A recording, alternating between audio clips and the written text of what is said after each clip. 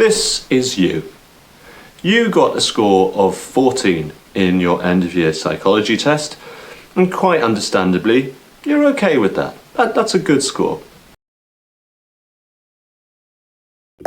This is your housemate, Tam.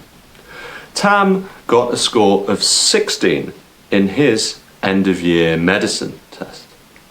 Now, 16 seems like it's a higher score than 14, so Tam's pretty pleased about this. Tam's done better than you, as far as he's concerned. But as far as your understanding of statistics goes, you don't have all the data that you need to understand who's actually done better in their tests.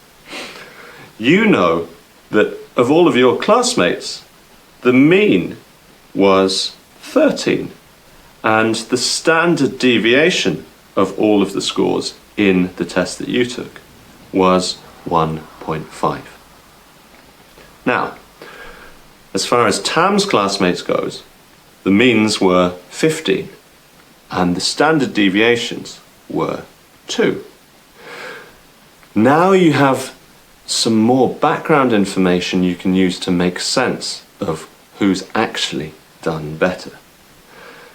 If you take your score and you subtract your class's mean and then divide by the standard deviation in your class, you can figure out that you actually achieved a score that was 0.67 standard deviations better than your class mean.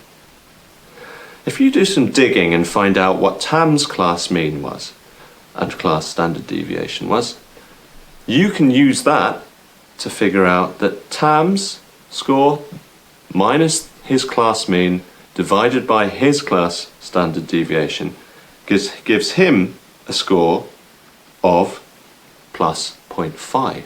So Tam was only 0.5 standard deviations better than his class mean.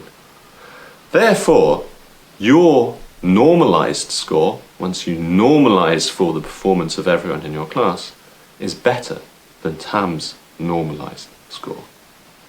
That's how you calculate normalized scores or Z-scores, and that's how you use means and standard deviations to better make sense of where individual scores lie relative to the samples from which they're drawn.